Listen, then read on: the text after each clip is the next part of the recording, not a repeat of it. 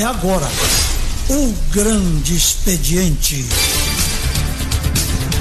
Muito bem, a quarta-feira aqui no Ponto de Encontro é destinada sempre para esse quadro chamado Grande Expediente. A gente pega um tema especificamente e vai aprofundar um pouco mais o debate, mais do que de uma entrevista normal, né? Para isso a gente convidou um time aqui de especialistas e anunciando que nessa agenda do setor econômico tem essa história de Clube do Bolinha, não. No programa de amanhã, que a pauta é economia, a gente vai trazer uma mulher que está estreando e fazendo a diferença no agronegócio aqui no Amapá. Doutora Melissa Favacho é nossa convidada amanhã. A gente vai debater amanhã a logística portuária, tá bom? Perdível amanhã. Mas aqui, hoje, no Grande Expediente, a gente recebe o presidente da Federação de Agricultura e Pecuária do Amapá, identificada pela sigla FAEAP, que inclusive é afiliada aqui à CNA, que inclusive nos compartilhou esse conteúdo que serviu para abrir o programa de hoje como nosso editorial. Recebo o engenheiro agrônomo Iraçu Colares. Tudo bem, presidente Iraçu? Seja muito bem-vindo aqui mais uma vez à Diário FM. Fazia tempo que o senhor não vinha aqui. Tudo bem? Já vamos dizer boa noite, né? 18h07. Boa noite aos... Só aproxime mais, por favor, presidente. Ouvintes e internautas, né? Uma das vezes que eu vim aqui com o Kleber, já tinha a questão do internauta, e eu vim de manhã cedo, tinha vindo da caminhada, e eu fazia sinal para ele que queria beber água. Ele disse, nós estamos ao vivo. Câmera agora. As pessoas não pensaram que eu queria alguma bebida alcoólica, era água que eu fazia sinal, né? Cuidado com o gestual, né? Tinha as câmeras, né? Então, muito boa noite a quem nos ouve, quem nos assiste. Boa noite ao secretário Kelson Vaz, que aqui brilhante o programa, ao delegado-geral de polícia César Vieira e ao diretor-presidente da Diagro, Álvaro Cavalcante. Muito e bem. você com a sua equipe, Kleber. É um prazer enorme estar aqui com você. Muito obrigado pelo carinho do convite. Obrigado, presidente Iraçu. Então tá aqui, ele já falou também, nosso outro debatedor aqui, nosso outro convidado é o secretário de Estado do Desenvolvimento Rural. A sigla é a SDR, secretário Kelson Vaz. Tudo bem, secretário? Obrigado mais uma vez por nos atender aqui. Boa noite. Boa noite, Kleber. Boa noite aos ouvintes, né? População. Essa mesa aqui riquíssima. Nós temos a graça de receber aqui nosso decano, doutor Iraçu Colares, uma pessoa muito acolhedora, né, e carismática no nosso estado, e é um conterrâneo forte nosso aqui do estado, também um produtor, um visionário de desenvolvimento econômico, né? Nosso colega delegado-geral de Polícia Civil, doutor César, e meu colega Álvaro Cavalcante, responsável pela defesa e expansão agropecuária no estado. Pois é, doutor Álvaro Cavalcante é médico veterinário, atual diretor-presidente da Diagro, Agência de Defesa e Inspeção Agropecuária. Vocês dividem o mesmo prédio ou não? Vocês estão no mesmo organograma, digamos? Não, a gente está no mesmo eixo econômico, né? É a Secretaria de Desenvolvimento Rural que coordena, formando as políticas públicas do setor primário, e o Álvaro divide comigo a pasta, né, da defesa. A gente chama de o quê? De uma autarquia, doutor Álvaro? Autarquia. É uma autarquia estadual. Autarquia, isso. Tudo bem? Boa noite. Boa noite, Kleber, boa noite a todos da mesa. Nós estamos instalados agora na Padre Júlio, ali onde era aquele prédio da antiga Sevel. Mas da Sevel ficou, ainda tem aquela Blazer lá da Diagro? Tem, ainda estamos com a Blazer lá. Reativamos ela, que ela estava no departamento médico. No departamento médico, agora já está em funcionamento. Aliás, vocês renovaram uma frota lá, tem visto uns carros novos lá na nós frota. adquirimos através do convênio do Ministério da Agricultura mais 5 veículos, né? 4 picapes 4x4 e mais um outro carro de passeio para fazer essa parte de fiscalização interna aqui dentro de Macapá mesmo, nas agropecuárias, fiscalização de porto e aeroporto. Bom, aí você pode estar perguntando, né, amigo ouvinte, amigo internauta, o que o delegado, chefe da Polícia Civil faz nessa conversa toda aí? É porque o delegado César Augusto Vieira, quando trabalhou no interior, trabalhou em Calçoene, depois foi lotado em Paracuúba, que é ali da região dos Lagos, fez um trabalho que fez toda a diferença no combate a um negócio que eles chamam, tecnicamente, os operadores de direito chamam de abigeato. Eu também não conhecia essa expressão, né? Exato. É o popular roubo de gado, né? Então ele fez um trabalho realmente muito interessante, muito contundente, que mereceu o reconhecimento de tudo quanto é lugar. E o senhor vai falar por último aqui, a saudação faz por último, mas vai começar respondendo a primeira pergunta. Tudo bem? Seja bem-vindo, boa noite. Obrigado, boa noite a todos. Uma satisfação muito grande participar desse debate. Os colegas aqui, companheiros de jornada, de missão, né, o Kelson, né, o Álvaro, né, o Dr. Iraçu também, que é nosso conhecido. Primeiramente, é uma satisfação muito grande, né, participar desse momento. A Polícia Civil, ela vem realmente, né, muitos internautas, ouvintes também questionando qual é o papel da Polícia Civil nesse contexto, né, e muitas vezes a gente não tem essa dimensão, né, do que é o trabalho no campo, né, que também temos ali as dificuldades, temos as demandas, né, por conta da criminalidade que atinge o setor. E a Polícia Civil, ela entra também numa dinâmica de atender, né, esse setor econômico tão importante e que precisa de uma atenção, né, para que o produtor, o agricultor tenham realmente uma segurança no campo e possam estar ali produzindo, tranquilos de que os grupos criminosos, os meliantes, os malas, né, como se diz no jargão, não vão ali perturbar e promoverem a criminalidade. Então, a Polícia Civil, ela entra num aspecto assim, de juntar, somar forças, né, com as demais secretarias, principalmente a SDR e a Diagro, nesse contexto, para fornecer a questão justamente dessa proteção, né? Vendo ali onde existem os gargalos, as fragilidades, muitas vezes também questões estratégicas, né, de orientação realmente ao produtor, ao pecuarista, né, para que ele possa estar se cercando dos cuidados para evitar ali a criminalidade. Bom, é porque a gente às vezes pode imaginar, né, as pessoas podem imaginar que no interior vai ter o registro lá de um roubo de galinha, que o roubo de gado é uma coisa assim, tipo, foi um boi que se soltou da fazenda. Não, era uma coisa muito grande, era uma coisa orquestrada. Os produtores, quando foram fazer a contabilidade, né, presidente Iraçu, era algo de cifra de milhões o prejuízo que o abigeato provocava. Isso nós estamos falando de que ano, mais ou menos, delegado? Isso aí já remonta a uma longa data. Na verdade, sim, o meu interesse em especial é em começar esse conhecimento, né? Porque também para a Polícia Civil foi novidade, né? Quando a gente começou esse trabalho lá em 2016, aproximadamente, né? Quando eu vim removido lá do município do Oiapoque para Calçoene, eu acabei tendo mais contato ali naquela região dos lagos, Amapá, Pracuba e Tartarugalzinho, e pela proximidade com as pessoas, né? Os criadores, os agricultores da região, isso acabou chamando a atenção, né? Para um número que não era visto. Os pequenos, principalmente os pequenos e médios produtores, né, sendo massacrados por uma atividade criminosa que ninguém enxergava. E isso acabou despertando esse interesse, onde a gente acabou tendo realmente esse comprometimento, buscando o conhecimento primeiramente, né, porque no início, quando acessava uma propriedade e chegava até um curral, eu não sabia distinguir o que era os animais, o que era uma marca, um sinal, uma orelha, um ferro, ou então até mesmo a evolução do rebanho. Chama de brinco, né? Algumas identificações, né? Tem uma delas, caso, como ele falou de orelha, tem a parte da marcação que eles fazem também, principalmente búfalo, né? Que são os cortes. Cada corte tem uma numeração e tem uma identificação pela propriedade também. Exato. Então isso tudo acabou fazendo parte de um conhecimento que há alguns anos à frente dessa dinâmica a gente conseguiu identificar alguns grupos criminosos, vários autores de vários delitos, não só do abigeato, mas também de assaltos e furtos a propriedades. Assalto, bom, a diferença está aí tecnicamente, né, para quem não está muito familiarizado com as questões do direito, tem a diferença entre o furto e o roubo. A diferença é o uso da violência, né? Exatamente. No furto não existe violência ou grave ameaça à pessoa, né? O meliante ali, o criminoso, ele acessa algum local, um determinado local lá na propriedade rural ou urbana, ele vai ter acesso aos objetos, vai expropriar ali os objetos da vítima sem que ela saiba disso no momento. Posteriormente, as escondidas aí. Isso, posteriormente é que a vítima terá o conhecimento.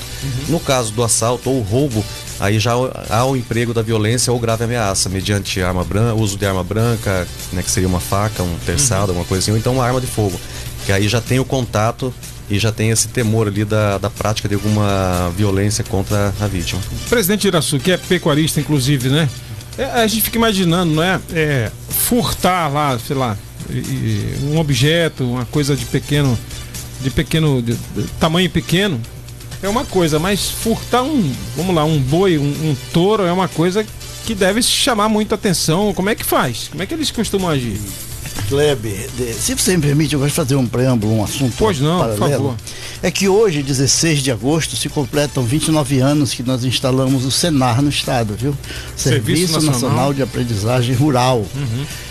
administrada a nível de Estado pela Federação, a nível nacional pela CNA, que a sigla CNA, na realidade, é do antigo nome de Confederação Nacional da Agricultura. Nós preservamos a sigla, mas o nome é Confederação da Agricultura e Pecuária do Brasil. Essa aqui é a denominação.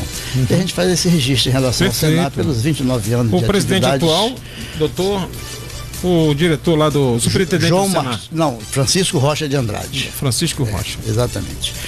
Bom, Álvaro, um ex-presidente da CNA, doutor Antônio Ernesto, ele dizia: Iraçu, eu aqui em Curvelo, na fazenda, não sei exatamente quantas cabeças tem na cerca. Imagine vocês na região amazônica, de um modo geral, na criação extensiva. Então, se você ter uma ideia, nós de repente tomamos conhecimento de alguns roubos por conta já da ação do delegado César. De repente, nós fomos identificar através de que, quando ele fez a apreensão de aproximadamente 400 animais, me parece, né? A gente já vai tomar conhecimento porque vê a marca de ferro quente ou a marca de orelha para poder identificar. Porque quem cria de maneira extensiva, como 70% mais ou menos da nossa atividade pecuária, perde um pouco da noção. Quando eu recolho para fazer a vacinação, até porque eu não posso falar diferente, que o Álvaro está me olhando aqui, eu confiro exatamente e vacino os animais da minha propriedade. Mas depois eles estão soltos a nível de campo. Então, na realidade, é difícil eu saber no dia a dia se faltou 1, se faltou 10, se faltou 20. Nós temos histórias. Como no meu caso particular, nós estamos na costa do Amapá. Por isso que eu falei da pouco, o delegado navegou pelo Oceano Atlântico várias vezes nessas missões dele, e nós descobrimos igarapés fechados para nós, mas que na realidade os ladrões, eles entravam lá, faziam as cercas provisórias, caiçara. Subimos através da ação do delegado César. Então, o que é o caiçara? Caiçara é um curral improvisado num determinado ponto para fazer uma contenção dos animais para poder colocar no barco. Ainda organiza o furto. Claro, é organizado. Leva um cavalo, nos barcos eles levam cavalos. Teve furto, teve roubo, que eles levaram tanto gado que não deu para recolher os cavalos de volta. Eles deixaram os cavalos porque valiam menos que os bois. Então são histórias que acontecem. Então é muito complicado realmente pra gente. Você vê que de vez em quando noticia, quando aqui nos matadouros aparecem animais com marcação de diferente de vários fazendeiros, é porque no dia a dia na fazenda não tem como perceber. Percebe quando tem uma ação dessa, uma ação policial, ou percebe quando a apreensão aqui já a nível de matadouro. O doutor Álvaro, pela Diagro, animais para circular dentro do estado tem documentação própria, né? Isso chega no matadouro, precisa ter a ficha, né, desse animal, a procedência. Exatamente. Fala pra gente. O procedimento de todas as propriedades que estão dentro do padrão, que estão legalizadas, elas têm um cadastro dentro da Diagro, né? Todos os municípios nós temos escritório. E para fazer a movimentação do seu rebanho, ele precisa tirar a GTA, que é a Guia de Trânsito Animal. Então, tanto balsa como caminhão, via terrestre ou via fluvial, ele tem que ser acompanhado com essa guia. Então, quando chega no matadouro, nós temos também uma equipe dentro do matadouro presente em todo o abate. Então, a gente faz o exame antimorte, que é lá no curral, na hora que chega, que o proprietário do curraleiro, que chama lá, né, lá do matadouro, ele pega a documentação e repassa para o nosso fiscal que fica presente dentro do matadouro. E aí ele vai conferir se aquela GTA, a guia de trânsito, que lá vai constar de onde veio, né, de onde saiu a propriedade que saiu aqueles animais e para onde, e o destino dele. No caso, o destino final for o matadouro, é conferido ali para poder fazer o abate. Se for para outra recria, no caso, aí vai ter que também ter. Então, toda a propriedade ela tem que ter o inicial, que seria de onde saiu, ela tem que ter cadastro. E para onde vai também, como o matadouro também tem um cadastro.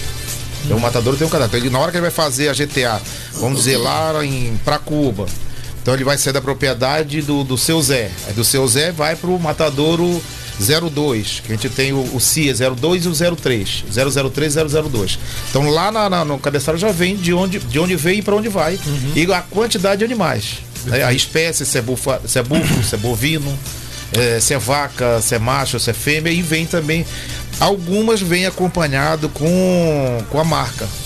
São poucas que vêm com essa marca, mas a gente tem como identificar, e geralmente quando chega animal a mais, por exemplo, vem 20 guiado e chega lá 30, aí isso já vai para uma conferição diferente. A gente já chama, geralmente tem o delegado já acompanhou várias diligências lá com a gente, em suspeita desses abigeatos, e chama a gente pra gente fazer, para conferir e bater aquele gado, porque quando o cidadão tira da propriedade dele, se ele tem 100 animais, ele tirou 20, então na propriedade, lá no cadastro dele, que a gente vai ter lá, pela diária que a gente vai puxar, ele vai ter que ter 80. Então ele não pode ter mais do que isso, nem menos. Então a gente faz essa guia. Secretário Kelson Vaz, tem uma série de implicações, né? Além da questão sanitária, preocupação, né, com o consumidor, evasão de divisas, se esses gados forem ser retirados do estado. Tem uma questão que o Amapá levou um bom tempo, que é o status sanitário. Hoje, oficialmente, o Amapá é livre da fitosa com vacinação, não é isso? Com vacinação. Um dado importante. Essa questão toda pode implicar até no controle sanitário do nosso rebanho. Muito.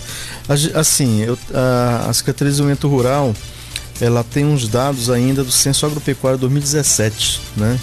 Tem informações aí que precisam ser rapidamente atualizadas, porque a pecuária no estado do Amapá, ela é distribuída basicamente dos municípios Macapá, Cotias, Amapá, Pracuúba, Tartarugalzinho, né? Dentro do percentual. E o rebanho hoje, ele se reduziu uma boa parte a bubalino, bovino ele teve uma redução, né, de investimento, haja vista que o gado ele é trabalhado de forma extensiva no estado do Amapá. Trabalhado de forma extensiva quer dizer o quê? Criado solto? Campo, no campo. No campo. Não é aquele que tem o semi-extensivo, tem o extensivo e tem o confinado. O semi-extensivo é aquele que fica numa cerca, ele prepara e já deixa para engorda e sai para o abate. O extensivo é aquele que é mais solto, tem muito mais espaço para trabalhar, que é justamente que facilita para os ladrões fazer essa. Olha, o secretário até me falava de uma experiência, eu acho que é Porto Grande, né, que já até o búfalo já está sendo criado com confinamento, né? Nós temos alguns empreendimentos no estado que já está se fazendo transferência tecnológica, né, de confinamento, e melhoramento também genético de raças, né, no estado. E avanços estão acontecendo, mas precisamos avançar ainda mais, né? Dentro do censo agropecuário que eu tenho aí no meu radar, mais de 8 mil propriedades com 1,5 milhão de hectares de áreas trabalhando nesse sistema de extensivo, né, de animais, e precisa organizar essa cadeia, né? A questão interna da expensão precisa também fazer investimentos, né, nessa parte aí, e para que possa o produtor ter a sua atividade em pleno funcionamento, né? Basicamente temos regiões aí que os produtores que têm condições de acesso à informação, eles se organizam, e outros não. Outros realmente ficam à mercê da criminalidade, né? E assim, né, todo momento que a gente encontra uma disponibilidade de um delegado, como do perfil do delegado César, de correr mesmo atrás para poder recuperar patrimônio dessas pessoas que investem ao longo da vida, né? Seus recursos para ter o seu retorno. Delegado, e que fim levou depois dessa operação toda? Teve gente que foi preso, que foi sentenciado, as quadrilhas foram, os grupos organizados foram esfacelados. Como é que está a situação hoje? Assim, teve um impacto, uma repercussão muito grande na época, em razão dos procedimentos, toda ação penal, né, que decorre ali do inquérito policial. A condenação ou a absolvição dos acusados está muito ligado à produção do inquérito em si, com relação às provas periciais, testemunhais. Quanto mais aprofundado, quanto mais robusto, subsidiado estiver o inquérito, melhor será ali para uma condenação, né, a certeza da prática do crime, da autoria e materialidade. Nesses casos que a gente começou a atuar lá em 2016, eu tive um cuidado de fazer uma análise detida em razão dos inquéritos na fase posterior na ação penal. E isso acabou evoluindo muito o trabalho em razão de você começar a ter aquela perspectiva de melhorar a cada trabalho, né? Se ter ali uma concentração de esforço para melhorar o trabalho, deixando esse inquérito cada vez mais redondo, né, para que não tivéssemos absolvições. E de fato isso aconteceu, né? De todos os casos em que mandamos à justiça, né, pela Polícia Civil, em todos os casos houve a condenação. E agora que a sua, digamos, a sua jurisdição amplia, o senhor é o delegado-geral da polícia, a sua competência é todo o território amapaense. O senhor já fez lá um F5, já chegou a contribuição de norte a sul do estado. Olha, eu lembro do seu trabalho que o senhor fez, aqui também tem, enfim, como é que tá essas coisas? Isso é uma das satisfações, uma das alegrias em poder participar desse momento, né, da gestão atual do governador Clécio Luiz, é justamente esse motivo esse fato de podermos participar, né, dessa construção, de termos essa atenção, né, estando aqui sentados juntamente com o Kelso, com o colega, né, Álvaro e outros secretários também, para a construção de algo que realmente vai resultar numa melhoria, não apenas no aspecto econômico falando, mas também numa paz social, no campo, né, que principalmente ali o produtor rural, o pecuarista, eles também precisam dessa segurança. E nessa construção, esse alinhamento que nós temos hoje, um termo de cooperação técnica, né, está sendo entabulado com a Diagro, justamente nessa questão do abigeato. Por quê? O que é importante ressaltar? Todo criador, ele precisa passar ali por um momento de um ato de declaração perante a Diagro de toda a movimentação do seu rebanho. Tudo que entra, tudo que nasce, tudo que morre, tudo que é vacinado, tem que ter a evolução do rebanho. Tem que passar isso de uma forma declaratória, um ato declaratório para algum oficial ali da Diagro. E muitas vezes a gente começou a perceber isso no campo, que não é tratado de uma forma muito coerente, muito correta. E isso abre um precedente muito grande e onde entra o trabalho da Polícia Civil em investigar as falsidades ideológicas, onde um produtor, ele tendo X número de rebanho, ele tem a capacidade de chegar lá na loja, comprar um X número de vacinas, enterrar uma quantidade e declarar para a Diagro que vacinou tanto, para poder ter um lastro para emitir a GTA. Então, nesses casos, a gente começou a atuar de uma forma mais contundente, para mesmo que não tenha envolvimento com furto ou receptação, que o furto é a subtração do animal, quem furta lá na propriedade. A receptação é quem adquire o animal furtado, que foi subtraído. E receptação também é crime, também, né? É crime, cuja pena é a mesma do furto, inclusive. Só muda o tipo, a conduta em si. Então, nesse aspecto da falsidade ideológica, a gente começou a separar realmente o joio do trigo, né? O pecuarista que quer trabalhar de forma correta, atendendo os ditames legais, e aqueles que se utilizam dessa dinâmica do ato declaratório para criar esse subterfúgio e depois fomentar o mercado, né, o mercado negro, como se diz. Os senhores podem interagir, podem fazer perguntas. Eu estou aqui na papel de mediador. Mediador parece coisa que aqueles debates da presidencial que os caras iam sair na porrada. Não, aqui vai a civilização. Deixa eu fazer um comentário então acerca das colocações do delegado César.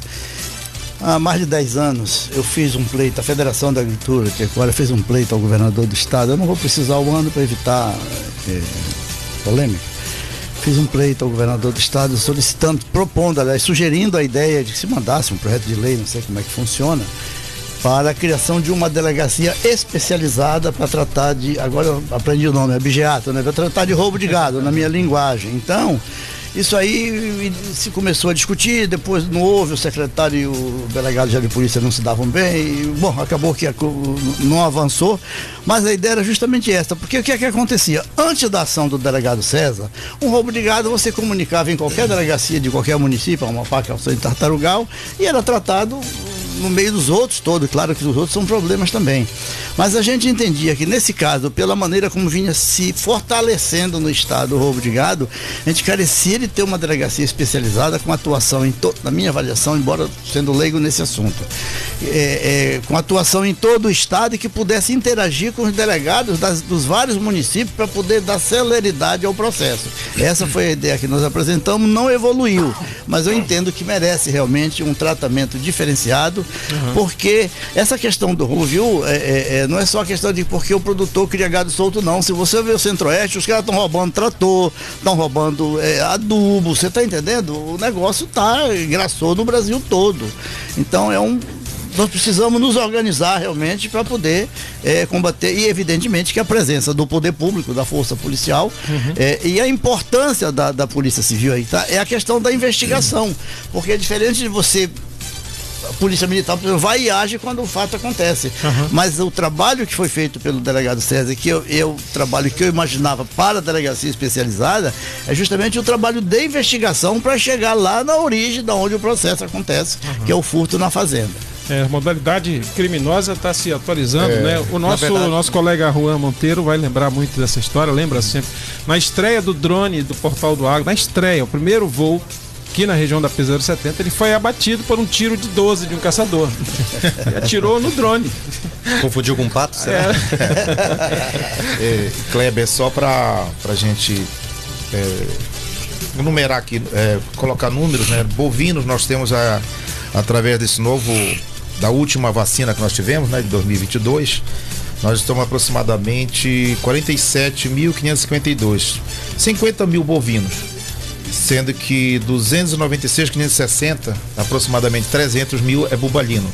Então, em bovídeos, no total 350 mil é o que nós temos no nosso rebanho declarado, que seja falado. É verdade que a declarado, né? rebanho bubalino do Amapá só perde pro Pará.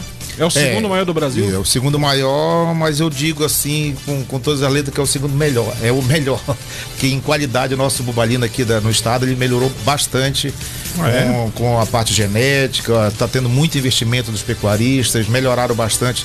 Já não é mais aquele dar um tique refeição pro búfalo e que se vira lá, não, cara.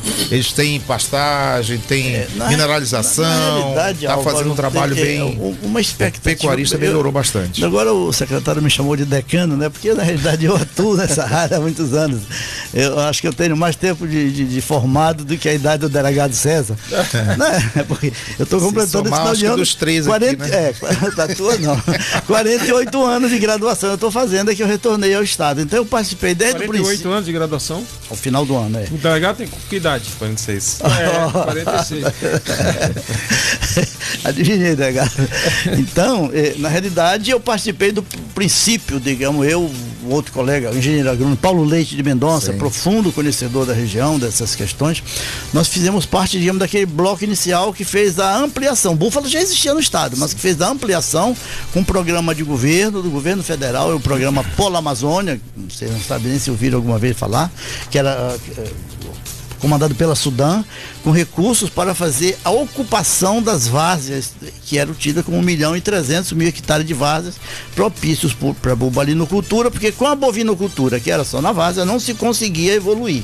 Né? Sempre não passava de 100 mil cabeças, e búfalo, de repente, hoje nós temos aí mais de 300 mil cabeças. Acontece que eu tenho dito que eu sou dos tradicionais, dificilmente eu vou mudar isso aí, mas a nossa expectativa na hora, porque tudo leva uma coisa leva a outra, na hora que nós conseguirmos a questão da regularização fundiária, licenciamento ambiental, produção de grãos em quantidade que nós possamos produzir as nossas rações. Ainda agora o secretário falou, já tem gente fazendo confinamento. Então, de repente, um produtor de várzea como o Iraçu vai produzir os seus mamotes lá na várzea e vai fornecer para o camarada aqui da terra firme, que vai fazer confinamento e vai melhorar a qualidade. Nós vamos melhorar a nossa produtividade, vai melhorar a qualidade da carne que é oferecida à população. Agora, é preciso, evidentemente, isso precisa ter capital, é um trabalho caro, tecnologia custa caro, né? Os bancos têm dinheiro, o Banco da Amazônia todo ano aí disponibiliza 500 milhões de reais, a gente não consegue aplicar, mas na hora que tiver regulação fundiária, projetos definidos e licenciados para fazer esse trabalho, a gente vai dar um salto, evidentemente, não só nessa questão de bovino, como na questão de suínos, frango, peixe, enfim, todas as cadeias do agro serão beneficiadas. Bom, e no caso do bovino e bubalino, eu vejo como sendo o nosso grande salto vai ser esse. Tem muitos produtores na terra firme iniciando o confinamento, mas fazendo melhoramento genético, evidentemente, que eu não tenho condições de fazer lá na várzea. Perfeito. Eu preciso, estou 5 minutinhos atrasado para o bloco comercial, o bloco do apoio cultural. É o tempo que, inclusive, eu vou pagar o café que eu prometi para os senhores, né? Que ia ter um cafezinho aqui hoje. Mas vou deixar uma rodada de perguntas para os senhores responderem depois do intervalo, tá bom? Para o secretário Kelson vai ficar uma conta que ele vai fazer sem usar a calculadora, como é que chama, científica dele. Se a gente tem 50 mil bovinos e 300 mil bubalinos, qual é a relação percentual de um para outro, tá bom? Pergunta fácil. Pro nosso querido Álvaro, doutor Álvaro, por que nosso rebanho bubalino é melhor do que o do Marajó? Qual é a receita desse shape aí do nosso búfalo? Pro nosso Iraçu vai dizer, se a gente tem tudo isso de búfalo e menos gado branco, chama? Gado boi comum? Boi comum. O consumidor não sabe fazer diferença no açougue, se ele está comendo boi ou está comendo búfalo. Se isso é verdade, aí fica a pergunta pro delegado. Tem alguma coisa de legal vender tanto um como o outro sem informar o consumidor? Mas isso tudo a gente responde depois do intervalo. Muito bem, no grande expediente de hoje a gente está debatendo a pecuária do Amapá. Nossos convidados são o presidente da Federação de Agricultura e Pecuária do Amapá, presidente Iraçu Colares, engenheiro agrônomo formado pela Universidade Federal Rural da Amazônia. Hoje sim, mas na época a Faculdade de Ciências Agrárias do Pará, né? Que ano foi? 75. 75, muito bem. Aqui também o secretário de Estado do Desenvolvimento Rural, o doutor, que tem formação também na área de agrotécnica, né? Sim, Secretário Kelson Vaz. O delegado geral de polícia, doutor César Augusto Vieira, e o médico veterinário Álvaro Cavalcante, que é o diretor-presidente da Diagro. Bom, conforme a gente anunciou, né, eu deixei uma perguntinha aqui, deixei um dever de casa para eles durante o cafezinho que a gente serviu aqui. Agradecer inclusive aqui o apoio da doutora Rosane, nossa produtora aqui, que pessoalmente confeccionou esse café hoje. O secretário Kelson Vaz, era pra gente entender, né, essa dinâmica, a pujança aí do gado bubalino, a preponderância dele em relação ao boi comum. 300 mil é a população de gado bubalino e em torno de 50 mil o bovino. Secretário Kelson, fez a relação? Qual é o percentual? Bati a cabeça aqui, eu cheguei a uns 7%, né, da diferença aí do gado entre a regra de 3 simples? Regra de 3 simples. Resolve tudo, né? Resolve tudo. E assim, né, é um investimento que precisa ser reavaliado, né, porque como eu falei no início da nossa conversa, nós estamos rodando com dados do Censo Agropecuário de 2017, né? Então tem muita coisa que se evoluiu, né, de informações, para que também nós tenhamos esses dados para organizar nossas políticas públicas e na atração de investimentos, assim, importante, né? Quando eu estive recentemente no Pará, que eu fui buscar as sementes Maniva lá para atender as áreas indígenas, eu dei uma paradinha com a turma da Embrapa lá na fazenda do Mutran, que eles tinham uma conversa para fazer lá com o pessoal, e me impressionou muito, porque o grupo Mutran, eles trabalham com castanha do Brasil há anos, né? Trabalhando no mercado, e eles estão, a castanha do Brasil não é mais o principal ativo deles. Hoje eles trabalham com animais na comercialização de sêmen, né? Então lá o gado deles, PO, o sêmen lá custando em torno de 2 milhões, 3 milhões de reais. E para ver a questão da pecuária, da tecnologia, né, do investimento pesado do qual eles têm, e o patrimônio deles hoje está um espetáculo, né? E o avanço disso, né, não só no Pará, mas no Centro-Oeste, mas voltando um pouco para a nossa realidade aqui, nós trabalhamos com regiões ainda que trabalham com a extensão, né, por parte da pecuária. Dentro do nosso, eu pedi para a turma lá na parte de zootecnia, né, os médicos veterinários mesmo, pensar numa proposta que eu pudesse levar uma pecuária familiar, que o nosso jovem pudesse tomar pelo menos leite na propriedade, né? As famílias aqui no Amapá não têm o hábito de tomar o leite na propriedade, né, da agricultura familiar. Em outras propriedades no centro-oeste do país, eles têm uma pecuária que pelo menos o gadinho lá, para ordenhar 2 litros de leite, eles têm para o consumo. E levantar o custo disso, para que a gente possa fazer a movimentação da cadeia, né, de ter o animal lá, as propriedades que estão ociosas, aí de 50 hectares, 100 hectares, dá para desenvolver uma pecuáriazinha organizada, sistematizada ali com lavoura, né? Peraí, não tem um hábito de consumir esse leite? Aqui a agricultura familiar, bem pouco. Não mesmo, consome, né? Não tem disponibilidade nas propriedades. Eles tratam com agricultura, com roça, né? Então Pro animal, do ponto de vista da veterinária, doutor Álvaro, isso tem alguma consequência para o animal? Tem produzir, mas não dá vazão para essa produção do leite? Que aqui, para você ver, nosso gado bubalino, ele é bem, assim, a característica dele, que é o murra, né, que o que nós mais temos aqui, ele é tanto leite como corte, mas ele é mais destinado para leite e para fora do estado do Amapá, mas infelizmente não é explorado tanto quanto em outras regiões. Tá. Sobre a qualidade do nosso touro aí? Por que ele tem esse shape diferenciado aí? Não, eu falo assim que nós estamos melhorando e que está bem melhor a qualidade do nosso bubalino, pelo fato do que antigamente é esse mito que eu quero que quebre justamente nos açougues. Que aí o povo ainda coloca assim, só temos boi branco, que seria o bovino, sendo que a maioria é bubalino. Mas por quê? Antigamente nossos búfalos era tipo assim, o pecuarista ele mandava buscar o gado na propriedade, aí vinha vaca, vinha boi novo, boi velho. Agora não, eles estão trabalhando. Bandão, exatamente, agora estão trabalhando com manejo. O manejo o que é? Você tem a qualificação dos animais que ele vai levar para abate. Então tá melhorando. Então você pegar um boi comum e um bubalino que esteja a mesma idade de abate, vamos colocar lá 2 anos, 2 anos e meio, a qualidade da carne do búfalo é bem melhor, superior. Tanto na qualidade, ele tem menos colesterol, mais proteína, então isso aí já traz um ganho para a carne do búfalo. Sendo que você vai fora do estado do Amapá, São Paulo, você chega numa churrascaria lá, você pede carne de búfalo, o valor é maior, é totalmente diferente do daqui. Aqui já tem essa barreira. Presidente Iraçu, o senhor consegue, mas o consumidor comum não consegue fazer diferença no açougue da carne do boi. Não sei se eu consigo. Deixa eu fazer, aproveitando o gancho da fala do doutor Álvaro, é que lá vai eu falar de passado, mas no passado, o governo do território, nós buscamos muitos reprodutores fora do estado, buscávamos na Bahia reprodutores da raça Murra, principalmente, para fazer o choque de sangue. Eles eram entregues aos pecuaristas, trocado a preço de peso, porque um animal desse qualificado, ele tem um valor adicional além do valor do peso dele.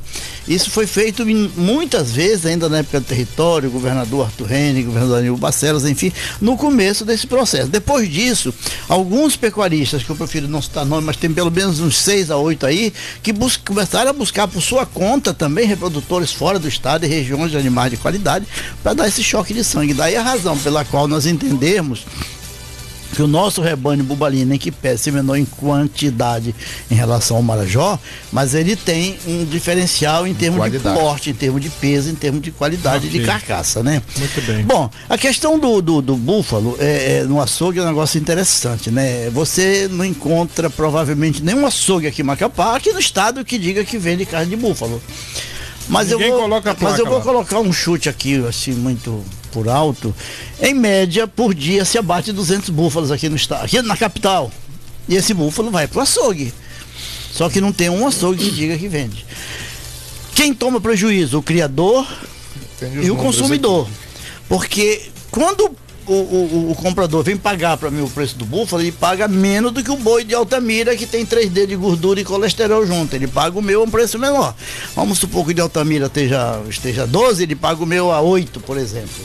Depois ele mistura essa carne, põe no açougue e vai tudo pelo preço do maior. Ele não dá desconto pro consumidor, você está entendendo? E dificilmente você consegue num açougue, sendo animal novo. O Álvaro tocou nesse assunto ainda agora. Antigamente, você mandava pro açougue, quando estava começando, todo mundo queria ter. Quando mandava pro açougue, era animal de 15, 20 anos. Eu costumo dizer, brincando, que até galo, quando tá velho, danado, a panela amolece e ele continua duro. Era o que acontecia com o búfalo. Aí se criou esse preconceito em relação ao búfalo. Hoje, você tá mandando animal pro açougue, animal com 18 meses, com 24 meses. É animal jovem que tudo vira filé. Inclusive virou agora Baby Beef, né? É o do segmento Prime aí. Em Belém tá forte isso aí. A gente precisa 2 minutos para terminar, delegado. Do ponto de vista do direito, tem alguma ilegalidade essa questão do açougue não informar para o consumidor o que é de boi e o que é de touro, o que é de búfalo? Sim, com certeza. Temos aí o Código de Defesa do Consumidor, né? Que a descrição do produto ela tem que vir bem clara, bem específica para o consumidor saber o que ele está comprando, o que ele está adquirindo.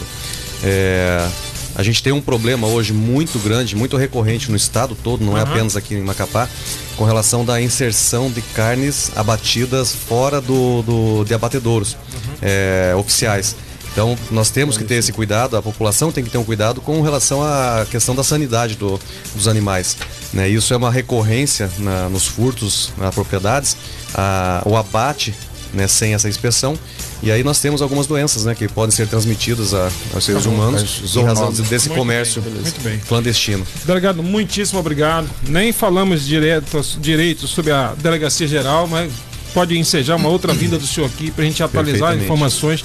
Queria agradecer imensamente, o tempo passou voando, já fica uma pauta, viu, pessoal? No intervalo aqui, o que saiu de história, de anedota do campo, daria pra gente organizar um outro programa só pra contar as histórias, anedotas. Claro, com esse mestre do podcast aqui, como é que stand-up comedy, que é o Iraçu Colares. Impagáveis as histórias, infelizmente algumas impublicáveis. Também. Presidente Iraçu, obrigado. Obrigado por ter vindo. As ordens, Kleber. Secretário Kelson, obrigado também. Obrigado, Kleber, obrigado pelo espaço. E lembrando que a nossa expofeira está chegando aí. Teremos exposição de animais, né? Logo. E mandar um beijo para a esposa que está me aguardando em casa. A agenda tá corrida. Opa! Valeu, Flecha. Mas com salvo-conduto desse. A resposta para aquele cidadão que perguntou quando é que vai ter leite. Sim, né? Foi o Antônio Brito. Eu respondi isso ainda agora. Na hora que nós tivermos grãos, ração e criações aqui, digamos, tecnificada, a coisa vai deslanchar, evidentemente. Muito obrigado. Doutor Alva, obrigado. Eu que agradeço. Só para um adendo aqui, que nós estamos fazendo uma tratativa junto com a Polícia Civil, que é esse tema de cooperação técnica, justamente para a gente combater.